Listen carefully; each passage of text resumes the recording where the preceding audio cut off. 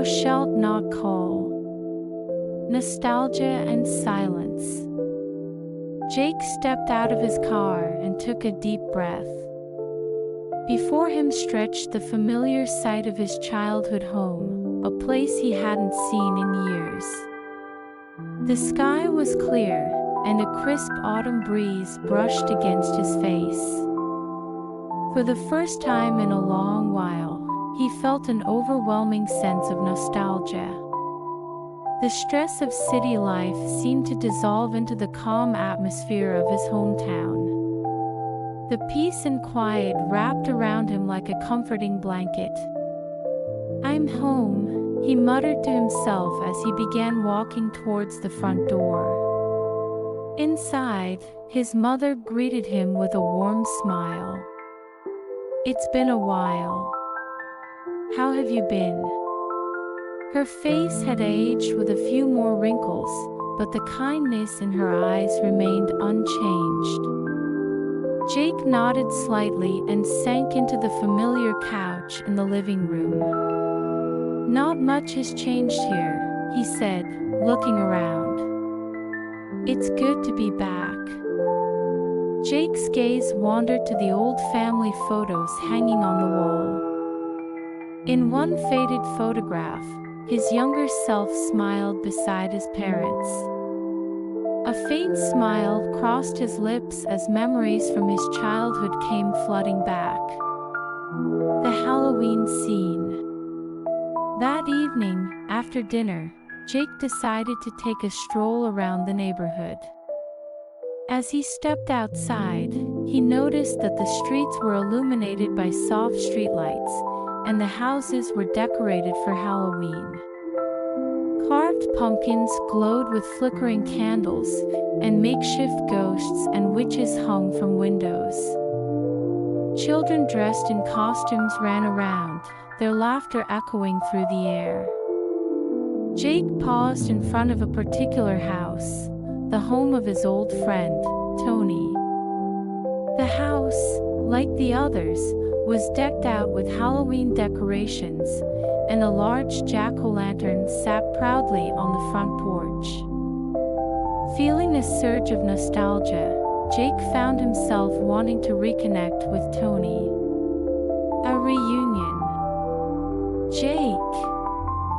A familiar voice called from behind him. He turned to see Tony standing there, grinning mischievously, just as he always had. Beside him were a few other old friends. "It's been too long. How've you been?" Tony gave him a friendly pat on the shoulder. "Yeah, not bad. You guys haven't changed a bit," Jake replied, smiling. "Let's grab a drink, it's Halloween after all," Tony suggested, and the others quickly agreed. They headed to a nearby bar, where old memories flowed as freely as the drinks. The atmosphere was light, filled with laughter, and for a moment, it felt as though the weight of Jake's city life had lifted entirely. "Thou shalt not call." It was late when they finally left the bar. As they walked back, Tony, still buzzed from the drinks, turned to Jake with a mischievous grin. "Hey, do you remember that old story? You know, the one about the name you're not supposed to say. Thou shalt not call." Jake raised an eyebrow, unsure at first, but the memory soon returned. The old town legend, if you said that cursed name, you'd be doomed. As kids, they had always joked about it, though no one had ever dared to say the name aloud, not even in jest. "Oh, come on, not that old story again." Jake chuckled, shaking his head.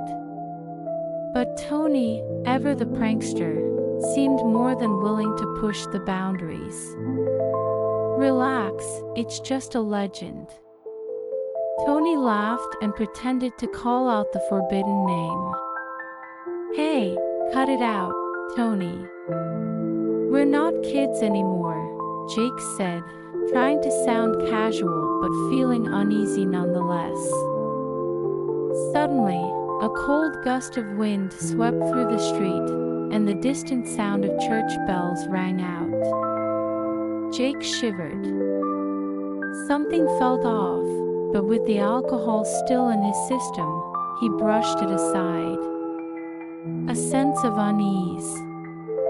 As Jake made his way back home, an unsettling feeling gnawed at him. The night had become eerily quiet.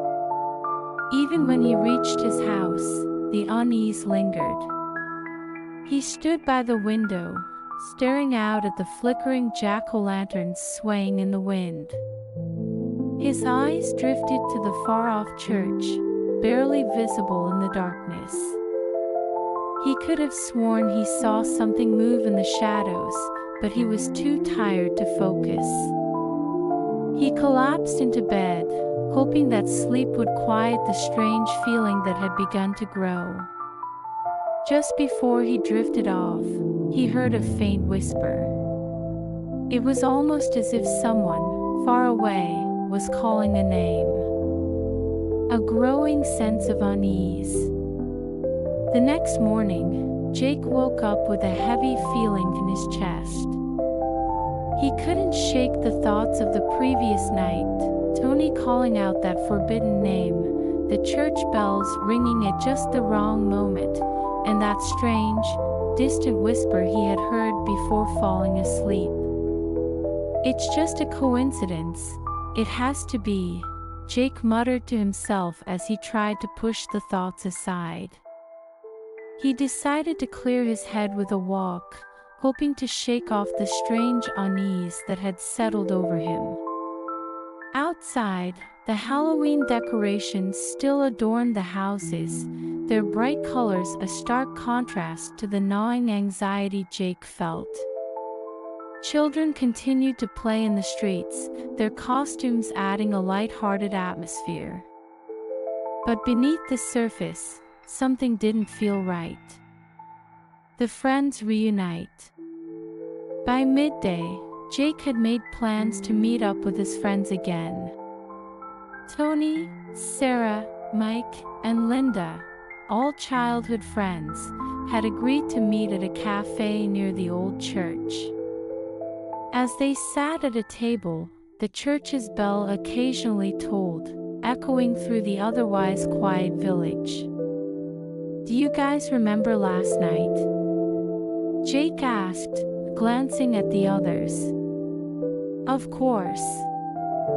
Tony was up to his old tricks again, Sarah said with a laugh. "But seriously," Jake continued, his voice more serious, "that name Tony called out, it's been bothering me." "Oh, come on," Tony interrupted with a chuckle. "It's just an old wives' tale. Nothing happened, did it?" "Maybe not, but something felt off," Jake said, his brow furrowing.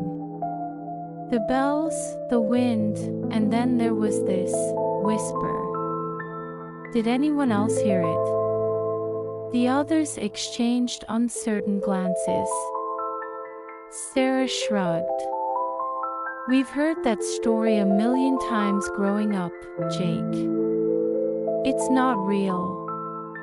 But just as she said that, the church bell rang again, and this time it seemed to resonate much longer than usual.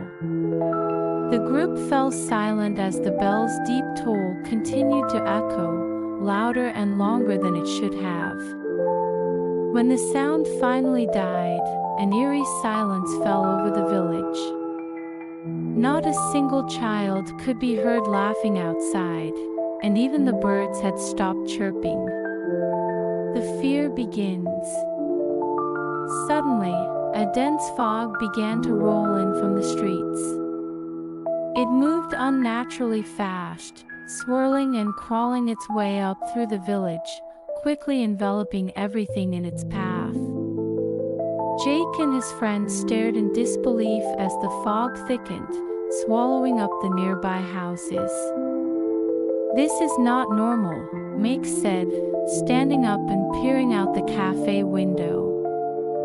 "What the hell is happening?" Linda whispered, her voice trembling with fear. Tony, who had been silent for once, looked genuinely concerned. "No way, this has to be a prank or something, right?"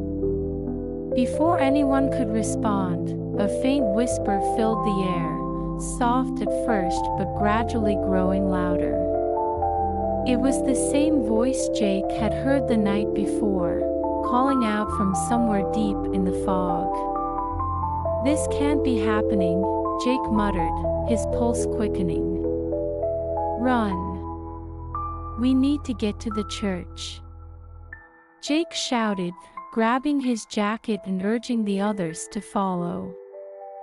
The church was the only place they could think of, a beacon in the midst of the growing chaos. The race to the church. As they ran through the village streets, the fog grew thicker, making it difficult to see more than a few feet ahead. The street lamps flickered and dimmed, and every sound seemed muffled as if the fog itself were swallowing the noise. It wasn't long before they could barely make out where they were going. "Stay together," Jake shouted over his shoulder, his voice sounding distant in the oppressive fog. But as they turned a corner, Sarah let out a scream. "Something's pulling me," she cried, stumbling and falling backward as if something unseen had grabbed her. The others stopped in their tracks, horror etched on their faces. "Sarah!"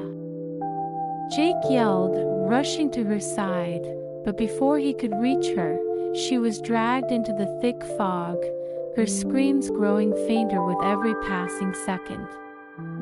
"Jake, help me!" Her voice echoed through the mist, but soon it faded completely. "Sarah!" Jake screamed, but there was no answer. She was gone. The group stood frozen in shock. The silence that followed was overwhelming, broken only by the sound of their ragged breathing. Tony's face had turned pale, and Mike looked like he might be sick. "We have to keep moving," Linda said, her voice shaking. "If we stay here, we'll all disappear." With no other choice, they pressed forward, their hearts pounding as the fog swirled around them. Safety in the church. After what felt like an eternity, the towering outline of the church finally appeared through the fog. Jake hurried up the steps and pushed open the large wooden doors, ushering everyone inside. The interior of the church felt cold, as though the fog had seeped in through the walls. The familiar toll of the bell echoed above them, but it felt distorted, unnatural. The dim candlelight flickered, casting long, shifting shadows across the stone floor. "We're safe here, right?" Mike asked, his voice barely a whisper. "I don't know," Jake replied, scanning the room. His eyes landed on the old, weathered cross hanging on the far wall, and for a moment, he felt a glimmer of hope. But then, the whispering began again, this time louder and more distinct. It echoed off the stone walls, reverberating through the air as if it were all around them. "What do we do now?" Linda asked, her eyes wide with fear. "We need to figure this out," Jake said, his mind racing. "There has to be a way to stop whatever this is." That name, it triggered something. Tony slumped onto a bench, his hands trembling. "This is all my fault. I didn't think anything would actually happen." It doesn't matter whose fault it is, Jake snapped. Right now, we need to figure out how to stop it before any more of us disappear. The doors to the church suddenly slammed shut, and the whispering grew louder. It was coming closer. The fog outside seemed to press against the windows, threatening to seep inside. Forming a plan, Jake returned from the basement, holding the ancient book he had found. His face was pale, and there was a look of deep worry in his eyes. This book explains how to break the curse. But to do it, we have to go back to the church, Jake explained to the others. Go back to the church. That place is too dangerous. Linda protested, trembling as she remembered what had happened earlier. Sarah disappeared there, and we could be next. I know, but this is our only chance. Jake pointed to the pages of the book. We need to go back to the church and recite the words of sealing to bind the spirit of the fog. That's the only way to send the spirit away for good. Tony sat on a chair, his head in his hands. You really think this will work? What if we're already too late? It's the only option we have, Tony. Jake's voice was urgent. We've all heard the name. There's no escaping this. Silence filled the room for a moment before Mike finally spoke up. We have to try. We owe it to Sarah and to ourselves. Reluctantly, Tony nodded. All right, let's do it. Back to the church. Outside, the fog had thickened even more, moving eerily around the house as if it were alive. Jake and his friends grabbed flashlights and cautiously began making their way back toward the church. The air was cold, and the ground was wet and slippery under their feet. The village was completely silent, as if all life had been drained from the streets. Everyone, stay together, Jake called out softly. As they approached the church, the fog grew denser, and visibility dropped to just a few feet. Finally, they reached the church doors. Jake pushed them open, and they entered the quiet, shadowy interior once again. The church bell tolled ominously in the distance, sending shivers down everyone's spine. Let's get this done, Jake said, leading them toward the altar. Confronting the spirit of the fog. Inside the church, the temperature felt even colder, and the air was thick with tension. Jake pulled out the book and opened it to the page with the instructions for the ritual. His hands trembled as he began to read aloud the ancient words meant to bind the spirit. Spirit of the fog, we call upon thee, to seal thy name and banish thee once more, Jake recited. As he spoke, the fog that had crept into the church seemed to pull back, and for a moment, it looked like the ritual might work. But just then, they heard footsteps echoing through the church. Slow, deliberate footsteps coming toward them from the darkness. What is that? Linda whispered, her eyes wide with fear. Out of the fog, a shadowy figure began to emerge. It was tall and indistinct, like a silhouette made of darkness itself. There was no face, only an empty void, and yet it seemed to watch them intently. It's the spirit. Jake gasped.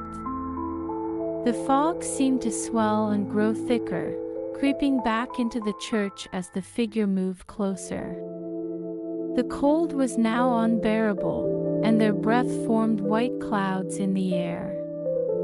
The ground beneath their feet seemed to freeze, making it difficult to move. "Keep reading, Jake," Tony shouted, his voice breaking with fear. Jake continued, struggling to keep his voice steady. "By the power of these words, we bind thee to the shadows and cast thee away forever." The shadowy figure stopped for a moment, as if it had been pushed back by the force of the words. The fog, too, seemed to hesitate, retreating slightly. But then, it surged forward again, stronger than before. The final battle. Suddenly, the entire church began to shake. The bell tower above them rang loudly and violently, as though the spirit was fighting back with all its strength. The fog wrapped itself around their legs, pulling at them as if trying to drag them into the shadows. "We're running out of time, Jake," Linda cried. "There's one last part," Jake shouted over the noise. His heart pounded as he read the final lines of the ritual. "We call upon thee, now and forevermore, to seal thy name and depart this world." As Jake finished the incantation, the shadowy figure let out a deep, hollow sound, like a gust of wind through an empty cave. The fog began to withdraw, pulling back from the church and retreating outside. The air around them grew lighter, and the shaking stopped. Slowly, the cold subsided. "It's working," Mike exclaimed, relief flooding his voice. The figure started to dissolve, fading into the retreating fog. The church bell rang once more, this time clear and steady, as the spirit vanished into the night. The last trial. But just when they thought it was over, the shadowy figure made one last attempt to reclaim its grip. The fog surged back one final time, wrapping around Jake's legs and pulling him down. He struggled against it, the book falling from his hands. "Help me," Jake shouted, his voice strained. Linda and Tony grabbed his arms, pulling him with all their strength. The fog was relentless, but as Jake was pulled to his feet, he managed to shout the last few words of the ritual once more. "Thy name is sealed, and by dawn, thou shalt be no more." At those words, the fog shrank back and dissipated completely, vanishing into the night. The shadowy figure was gone, and silence fell over the church. The cold was replaced by a strange warmth, and the oppressive atmosphere finally lifted. They stood there, catching their breath, still shaken from the encounter but relieved that the nightmare was finally over. The aftermath. They stepped outside the church, and the village was quiet. The fog had disappeared, and the night was calm again. Jake glanced around, his heart heavy. There was no sign of Sarah. "Sarah, she's gone, isn't she?" Linda said quietly, her voice filled with sadness. Jake nodded solemnly. "She may have been taken with the spirit. I don't know if we can ever bring her back." Tony, who had been silent throughout the ordeal, finally spoke. "This is all my fault. If I hadn't said that name, none of this would have happened." Jake placed a hand on Tony's shoulder. "What's done is done. The curse is broken. But remember, we can never speak that name again." The group left the church and began walking back toward the village. The night was peaceful once more, but in Jake's mind, the memory of that voice, that forbidden name, lingered. As they disappeared into the distance, Jake thought he heard a faint whisper, barely audible, calling to him from the darkness. But when he turned to listen, the night was still. An endless nightmare. It had been a few days since the fog cleared and the curse was supposedly broken. Jake found himself drifting through the familiar rhythms of village life, but nothing felt quite the same.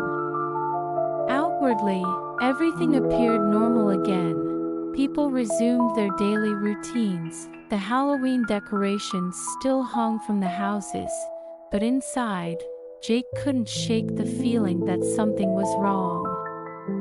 The loss of Sarah weighed heavily on him. He replayed that night in his mind over and over again. The eerie fog, the haunting whispers, and the moment when Sarah was dragged into the mist. He had tried everything to save her, and yet she was gone. And no matter how hard he tried, the unsettling thought lingered. Did we really break the curse? One evening, as Jake walked near the church, the village felt eerily quiet. The cold wind rustled the dry leaves, and for a moment, the air felt heavy with an unspoken tension. As Jake approached the church, he noticed something strange. The door was slightly ajar, though no one should have been inside. A chill ran down his spine. Curious and uneasy, Jake stepped toward the door. The strange occurrence inside the church. As Jake entered the church, the atmosphere was immediately different. It felt like time itself had stopped. The room was dimly lit by the moonlight filtering through the stained glass windows, casting long, distorted shadows across the floor. The silence was thick, and Jake could feel an unnatural presence in the air. "Is it the fog again?" Jake whispered to himself, hesitantly walking deeper into the church. When he reached the altar, a sudden movement caught his eye. He froze, his heart pounding as he slowly looked up. There, standing in the shadows, was Sarah. "Sarah!" Jake's voice trembled as he called out to her. But she didn't respond. She stood motionless, staring blankly ahead as though she were a lifeless doll. Her skin was pale, and her eyes, void of any emotion, didn't blink. She wasn't the Sarah he knew. "Sarah!" Jake called again, stepping closer. But the moment he reached out to touch her, the church began to rumble, and the air around them grew thick with a familiar chill. The return of the fog. "Is it still not over?" Jake muttered, his breath catching in his throat. The fog began seeping through the church's windows once again, curling and twisting its way toward him. It was as if the church itself had become cursed, a battleground for the forces of darkness. The fog spread across the floor, rising higher with each second. "Sarah, wake up!" Jake shouted, hoping to bring her back to her senses. But she remained as still as a statue, and her figure slowly began to fade, her body dissolving into the mist.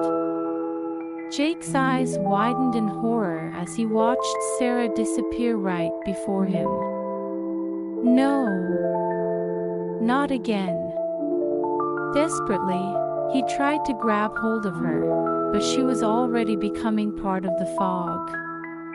At that moment, a low, ominous tolling of the church bell echoed through the building, signaling the return of the curse. The final decision. Jake realized with growing terror that the curse had never truly been broken. The fog was still alive, still hunting, and it was coming for him.